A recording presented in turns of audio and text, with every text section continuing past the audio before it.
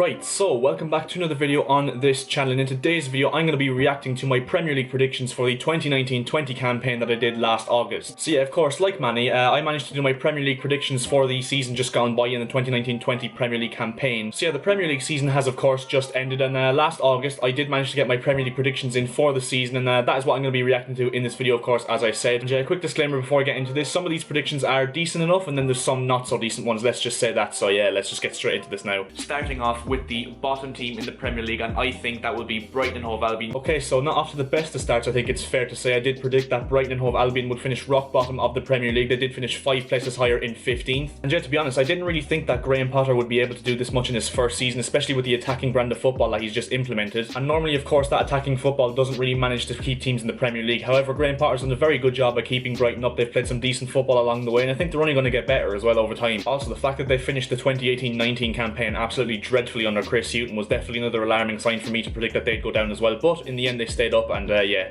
first prediction wrong. And guys, in 19th place I have gone for Southampton. Now this one may shock you a bit. Yeah, so another one not predicted right. Southampton I did predict to finish 19th, they did finish 8 places above that in 11th, and to be honest this prediction was looking a bit genius, like when Southampton lost 9-0 to Leicester of course earlier on in the season, but since then they've just been unbelievable. Danny Ings has just been absolutely incredible up front for them, 22 goals in a single season. I don't think anyone would have predicted that at the start of the season. And yeah, overall I think that Ralph Hasenhüttl has done a very good job at Southampton to keep them alive, and not only keep them alive but finishing mid-table with them as well. And again, like Brighton, I think they're only going to get better as time goes on. So yeah, another one wrong. Now please can I get the third relegated team right, please? I am in desperate need of it right now. Now my prediction for 18th in next season's Premier League campaign is Sheffield United. Now most of you may be surprised that I didn't put them rock bottom of the table. This isn't going quite well, is it? Sheffield United I said would finish 18th. Now in my defence, I don't think anyone really predicted Sheffield United to stay up, bar like a few optimistic Sheffield United fans and Hugh Izzy. But yeah, you just have to credit Chris Wilder and the Sheffield United players and everyone involved around the club. There's not much really else you can say really, because everyone thought they were going to go down, and they've completely defied the odds and finished 9th in the Premier League after a European hunt as well. And yeah, they've definitely proved that they are Premier League worthy, and I think that they're going to be here for at least a few years. So in my predictions for 17th, barely scraping survival from relegation, is Aston Villa, another newly promoted team. And there we go, a correct prediction at the 4th time of asking. I did predict that Aston Villa would scrape past relegation in 17th place. And yeah, I know a lot of people at the start of the season did predict that Aston Villa would like finish mid-table and survive relegation pretty comfortably because of the money they spent. But as we saw in Fulham of 18-19, it doesn't really guarantee you success when you buy that many players. I mean, Fulham went straight back down, and it was looking for time like it would be the same story for Aston Villa. They were definitely struggling towards the end of the season, and then in the last like 4 games of the season they managed to pick up 8 points to survive themselves from relegation. So yeah, they've done very well in the end. Dean Smith is going to remain on as Aston Villa manager heading into next season. But yeah, the first prediction correct, hopefully the first of many in this video. So yeah, let's move on to the next one. Right, so in 16th position in my Premier League predictions we have got Newcastle United. Now obviously it's been a horrendous summer if you're a Newcastle fan, in terms of losing Rafa Benitez and failing to get taken over by those Saudi billionaires. Okay, so yet another prediction incorrect in terms of the table. However, I am going to give myself a bit of credit for this, because let's be real, at the start of the season most people didn't give Newcastle even an ounce of hope, and they thought that they'd just get relegated straight away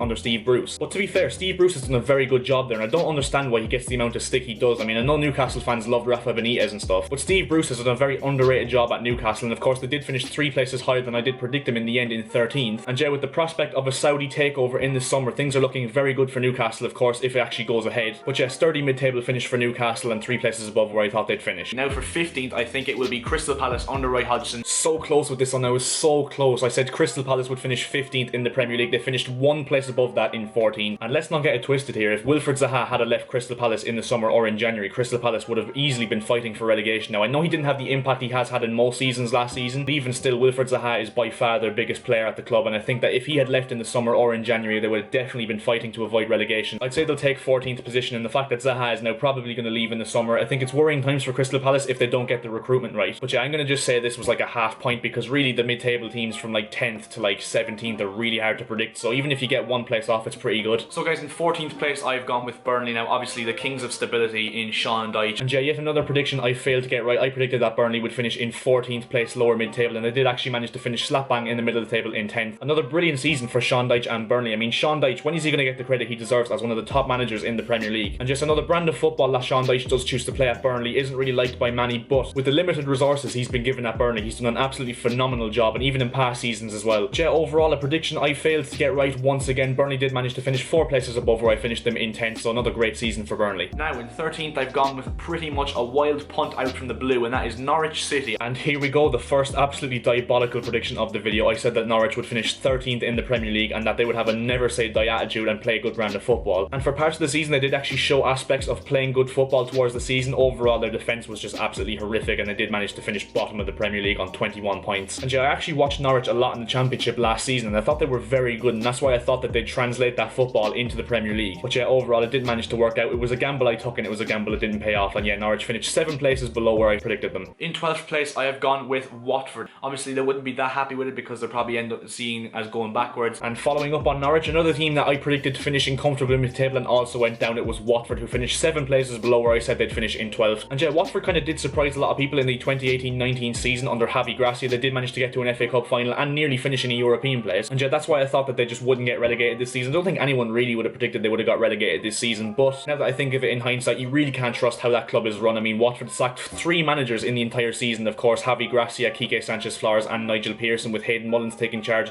of the last 2 games against Arsenal and Manchester City. And yeah, yet another prediction I failed to get right. 7 places in the difference between where I predicted them and reality. In 11th, I've gone with Bournemouth, a pretty easy one to predict because they're not going to get relegated, let's be real, and they're not going to overachieve and come like 7th or 8th.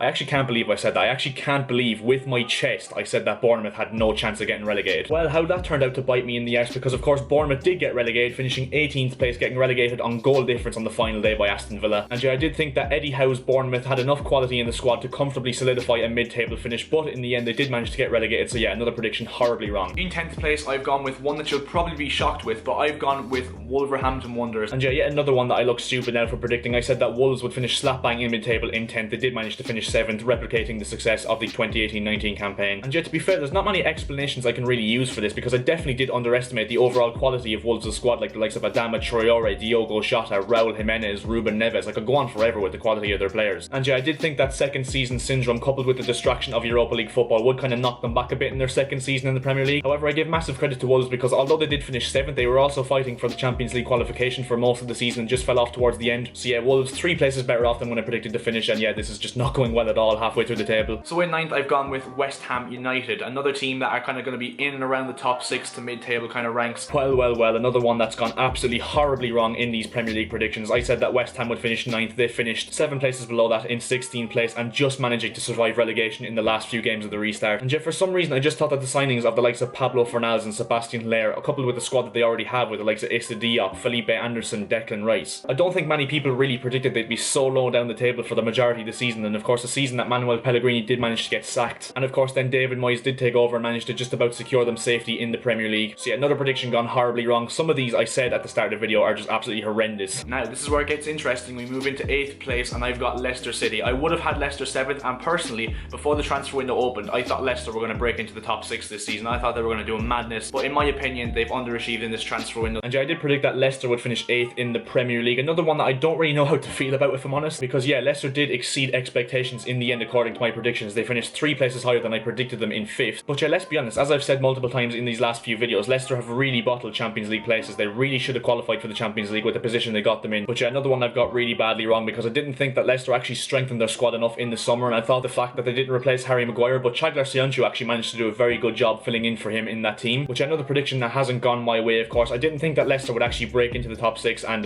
yeah, they did, so what can you do? Everton in 7th place. I think it's no word of a lie, it's no secret that they've had an incredible transfer window. They brought in the likes of Mose Ken, Jean-Philippe Gbamin, they've signed Andre Gomez on a permanent deal after his loan, they've signed Fabian Delph, they've got Alex Iwobi in at the very last second. And just as you can tell, I'm another one that has been guilty again of buying into the hype in Everton's transfer window. I said they did finish 7th, the best of the rest outside the top 6, and they actually managed to finish 5 places below that in 12th. A horrible season for Everton. And yeah, I know they sacked Marco Silva and managed to bring in a top class manager in Carlo Ancelotti, who by the way I think will do very well at Everton if he's given the time and the transfer money. But yeah, overall a very poor season season from Everton. How did I buy into the hype of the likes of Moise Kean, Alex Iwobi for nearly 40 million? Like, how did I even buy into that and think that they would finish 7th? Yeah, another desperately disappointing prediction in this video. All I can hope for is that I get the top 6 bang on. The top 6, here is where it gets interesting, and here is where I get slated in the comments, because in 6th place I've gone with Manchester United. Well, put that one out the window, because Manchester United I said would finish in 6th place in the Premier League, and yeah, they did manage to finish 3rd. Now I'm actually going to of course cut myself a bit of slack in this prediction, because let's be honest, who in their right mind predicted that Bruno Fernandes would come into Manchester United in January and have the impact he's had? Because yeah, it's very, very hard to predict what's going to happen in the January transfer window at the start of the season. And yeah, some of the transfers that happen in January can just transform a team and completely be the difference in finishing in a high position or a low position, and that is what Bruno Fernandes has done to Manchester United. He has been absolutely sensational and one of the main reasons why I think they have managed to finish 3rd in the Premier League. Now we reach into 5th place. Who do I think will miss out on the top 4 other than Manchester United? Now obviously I'm literally changing my decision right now, because what I have written beside me here is completely different to what I'm going to say, but in 5th place I've gone with my club, Chelsea. Oh man, this one infuriates me so much, because a lot of people that have called me a biased Chelsea fan in the past take that right back now, because if I had been biased in this situation I would have got another prediction bang on. And yeah, as I said in that video, literally as I was about to record that video, on the piece of paper next to me I had Chelsea to finish in 4th place, and I managed to change it at the last minute for some reason. And yeah, if I just stuck with my guns in this video I would have got this prediction right. But yeah, in the end Frank Lampard and Chelsea have not only defied the odds for the whole Premier League, because everyone thought really with the transfer ban and losing Eden Hazard that they'd finish like mid-table. And yeah, I think Frank Lampard, of course, as I've mentioned multiple times on this video, has done a phenomenal job at Chelsea in his first season, and I'm very, very excited to see what happens next season with the likes of Ziyech, Werner, Havertz, etc. coming in. But yeah, yet another prediction I have come inches within predicting right, and yeah, I'm very disappointed about that one, not gonna lie. Now we move into the top 4, and in 4th place, you're probably already guessed it already, I think Arsenal will finish in the top 4. It kills me to say it, because I'm not gonna lie, on my piece of paper here I've said Chelsea will come 4th and Arsenal will come 5th. And yeah, that of course means that I did predict that Arsenal would finish in 4th place in the Premier League. They did manage to finish 8th, so 4 places off. And yeah, an absolutely horrendous Premier League campaign for Arsenal. And let's be real, without the goals of Pierre-Emerick Aubameyang, where would Arsenal be? Because my prediction is probably lower end in the table. And yeah, they did sack Unai Emery, and they managed to go through Freddie Ljungberg as well before getting to Mikel Arteta, who did manage to finish the season relatively strongly at Arsenal. But yeah, overall, yet another prediction I've managed to get horrendously wrong, because Arsenal did finish 4 places below where I predicted the finish in 8th. And here we go. In 3rd place, another one you've probably guessed by now, I've gone with Tottenham Hotspur. Now in 3rd place, another one I've got desperately wrong, because I did predict that Tottenham Hotspur would finish 3rd. Like most people, I thought they did be the best of the rest other than Manchester City and Liverpool. And yeah, overall it hasn't worked out like Tottenham had planned this season. The likes of Tanguy Ndombele, who just did flop in the end this season. He could still turn out to be a very good player in the future, but this season he just hasn't lived up to the billing whatsoever. And yeah, Tottenham in the end did actually manage to finish in 6th place, securing a Europa League place for next season, so not the end of the world for them. But yeah, yet another prediction I got wrong. Of course, I predicted they'd finish 3 places higher in 3rd. And now moving into the top 2, who did I predict would win the Premier League? Surely I predicted Liverpool would run away with the Premier League like they did in real life. My 2nd place team in the Premier League is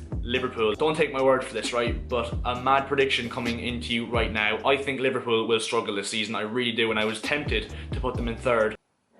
What was I thinking? What was I honestly smoking before this video? Not only did I say that Liverpool wouldn't win the league, I said that they wouldn't get close to Manchester City, and I said that they'd struggle this season and potentially finish 3rd. Why was I saying that? And to be honest, I have no excuses other than the fact that I was buying into the fact that Liverpool had a very poor pre-season and lost in the Community Shield, and the fact that they didn't sign anyone other than Adrian. And yeah, to be honest, I don't think many people predicted that Liverpool would not only win the Premier League but win it in the manner that they did. But yeah, all I can say really is congratulations to Liverpool and Jurgen Klopp and all the players involved, because of course it's been an unbelievable campaign for Liverpool. They stormed away with the Premier League title, finishing on 99 points. And I think it's clear to see we've got some very bad predictions in this video, but I think this tops the lot by an absolute country mile. And obviously then my Premier League champions are Manchester City. I mean, it's quite obvious, isn't it really? But I think City will win it by a lot more than they did last season. Maybe I'd say about 4 to 7 points. And yeah, of course that does mean that we finished this video obviously predicting Manchester City would win the Premier League in the 2019-20 campaign. And yeah, of course in the end they did conclude by finishing 18 points behind Liverpool in 2nd place. A very poor season domestically for Pep Guardiola in terms of the Premier League. And yeah, overall to conclude, I'm very interested to see how the title race goes next year, because I think Manchester City will be back with the money they'll spend, and of course it'll be interesting to see how Liverpool plan to defend their title. I think Chelsea will sneak in the back door as well with the attacking talent we've got now. But yeah, overall I think that is where we're going to leave this video, guys. Some absolutely dreadful predictions in this video. I only got 1 out of 20 right. But yeah, overall guys, I'm not happy whatsoever in this prediction. You best believe in a few weeks time I'll be back with a 2020-21 Premier League predictions. And yeah guys, I'm going to state something absolutely massive in this video. If I do not get more than 1 prediction right in my Premier League 2020 2020-21 predictions, I will wear a Manchester United jersey for the video that I react to them this time next year. So yeah, a lot is on the line because I really do not want to be wearing a Manchester United jersey for that video. I don't really know why I've said that, to be honest, but yeah, in the end we're going to leave it like that. So yeah, that's where we're going to end this video, guys. If you could leave a like on the video, that'd be very much appreciated. Also make sure to subscribe to the channel if you are new. We're closing in on 200 subscribers. Yeah, I'll see you guys in my next video. See ya.